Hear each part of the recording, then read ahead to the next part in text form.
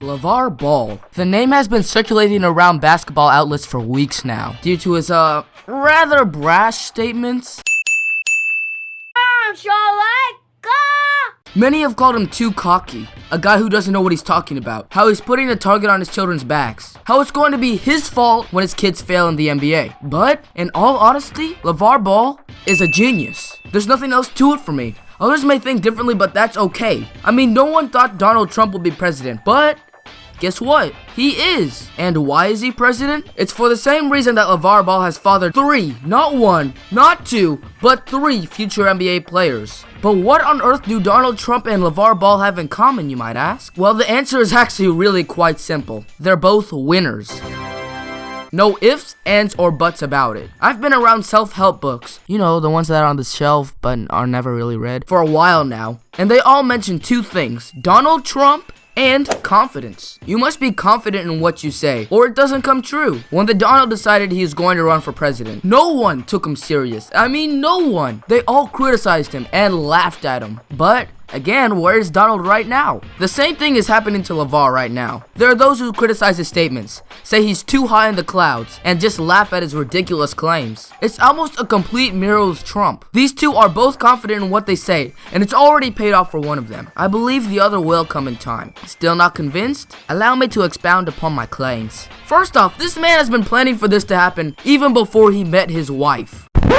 Alright, before I go on, let me tell you a little bit about LaVar. He grew up in LA South Central, one of the ghetto parts of Los Angeles, along with his 4 other brothers. He got out of there and became a college basketball player for Washington State, and then transferred over to Cal State LA, a Division II school. So basically, he's one of those who was talented, but poor, but not talented enough for the pros. Normally, these types of people would end up working mediocre jobs, and everyone would just forget about them. But not LaVar. He decided to make an investment. He figured that others could make investments in stocks and stuff like that, so why couldn't he invest in his own stuff? And ladies and gentlemen, that's where our story begins. Once upon a time, a long time ago, LaVar Ball had recently transferred from Washington State and was now in Cal State LA. As he was walking along, he saw a pretty, tall, blonde woman walking in the hallways. LaVar was instantly intrigued. He walked over to her and said, "I don't know what we're going to do, but we're gonna be doing something." You see, LaVar was planning for something big to happen in his future. He just didn't know how to make it happen yet. But when he saw Tina Ball, he knew what he had to do. You see, one of the main reasons that LaVar decided to choose Tina is because she was one of the basketball players at Cal State LA. Not only that, but she was a tall woman at 6 foot. And since she was a basketball woman, LaVar figured, when he had sons, she wouldn't complain about having to drive them to practices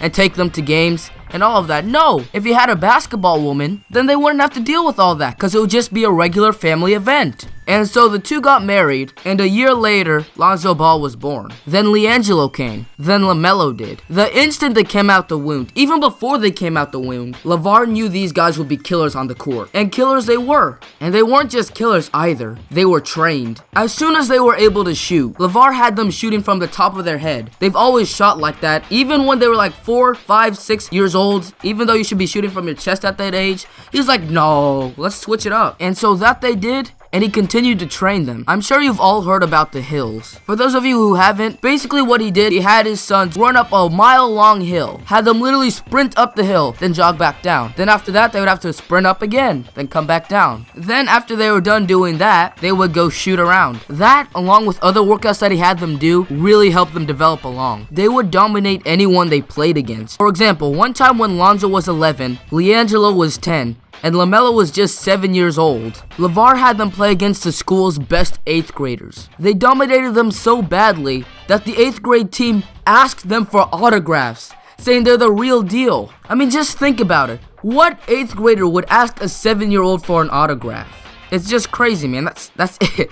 Then when they were old enough, they started to participate in AAU games. But they didn't play for anyone else's team because LaVar didn't trust them. So he decided to make his own team called Big Ballers VTX, and they played in the 17 under league. And this was around the time when Lonzo was in middle school. So here you have some 12, 10-year-olds absolutely dominating these guys that are 17 years old, that are about to go play in college. By the time they made it to high school, they were absolutely dominating everyone. Chino Hills went from a mediocre school to an absolute national powerhouse. house. And for those of you who caught on that LaMelo shouldn't be able to play with Lonzo because of the grades, well, LaVar thought of that when LaMelo was in the first grade. Yeah, that's right. He had LaMelo skip the first grade, so when they made it to high school, they could all play together. I mean, this man thought of everything, even on Christmas, where LaVar said how he uses Christmas to his advantage, as others use it as a holiday, and the Ball bros just use it to work more, just so they can get an edge. Need I go on? LaVar has trained his kids to love the game of basketball, and has guided them to insane levels throughout their genes and his work ethic that he's instilled into them. They're now good enough to gain global exposure, and now LaVar is being heard. Now, don't get me wrong, LaVar has been bragging about his kids ever since they were still in their early developing stages. He even said that he would always brag about Lonzo at social gatherings by telling people they could play the best 10-year-old in the world. If you watch his interviews, he will say time and time again that he's been bragging about them for the longest. And it's just nothing new.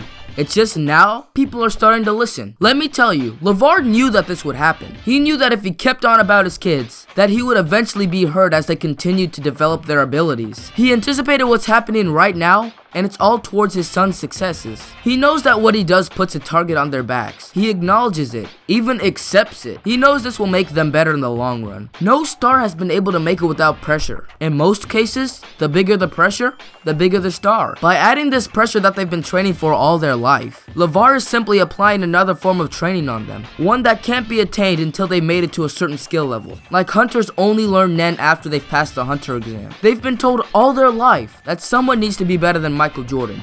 Why not you? Trust me, the Ball bros can handle the pressure. Their father requires it from them. Okay, you might be saying. You said all this stuff about how he's so smart and all, but all you're saying is that he trains his kids really hard. How does that make him a genius? In turn, I'll start off answering with a question of my own. How do you think all of this benefits LaVar economically? Right now, he makes a living by being a professional trainer. And don't you think that he can raise the price up a little bit if he says that he's the Ball brothers' dad? Some of the best basketball players that Chino Hills has ever seen? So he's already benefiting from their success. And they're not even in the NBA yet. And I haven't even scratched the surface. If you've been following LaVar recently, which I'm sure you have, you know that he's literally asking for $1 billion.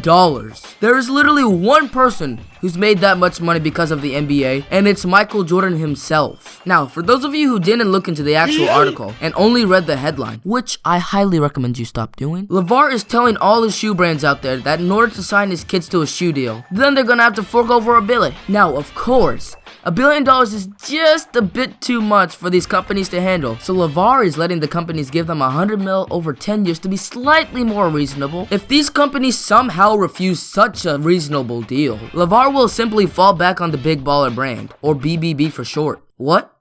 Huh? What's that? You don't know what that is? Well, that's okay. Barely anyone does, for now. But anyways, it's basically a brand that LaVar and Tina came up with about a year ago. As of the recording of this video, it only sells clothing, but it might expand in the future to shoes.